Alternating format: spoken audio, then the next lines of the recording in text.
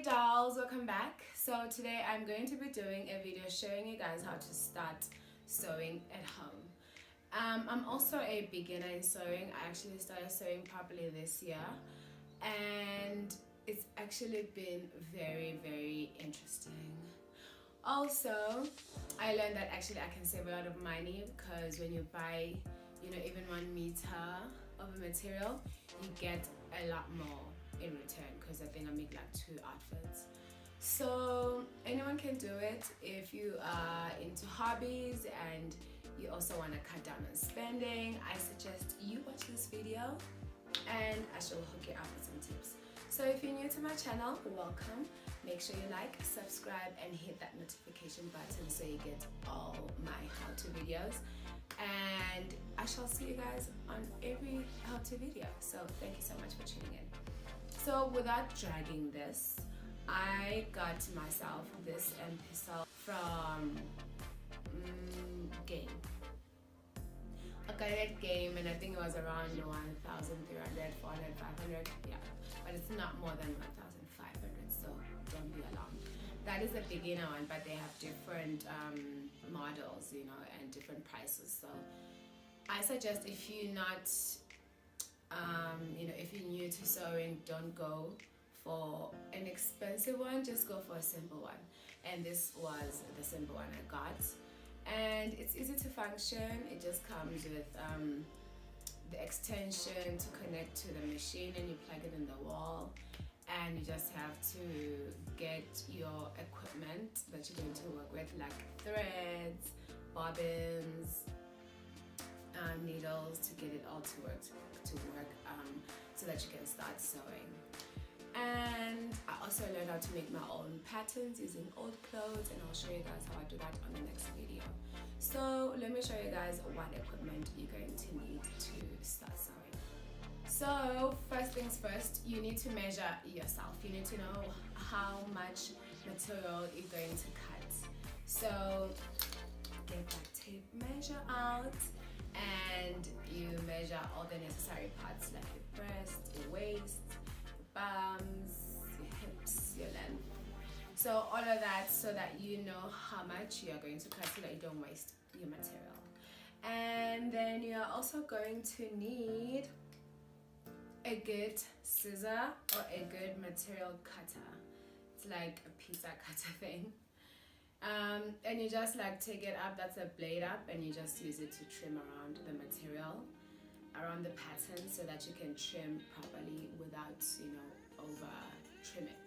Or you can just use a scissor if you're comfortable with using a scissor. And then this is my pattern cutter. When I make patterns, I put my old clothes on top of the brown paper and I trim with a pencil or pen, and then I use this to trim out and cut the piece off. And then after that, you are going to need this is it's like a chalk for your material when you want to trace or mark something or make any highlight you want to highlight. It's very good for that. And also it's easy to rinse and wash, so don't worry that it's going to be permanent on your material. And then you must get yourself some spare needles, because you are going to definitely break a few needles when you're sewing. So don't be alarmed if that happens. Just have spare ones and take it out, and you shall continue sewing and you won't have any problems.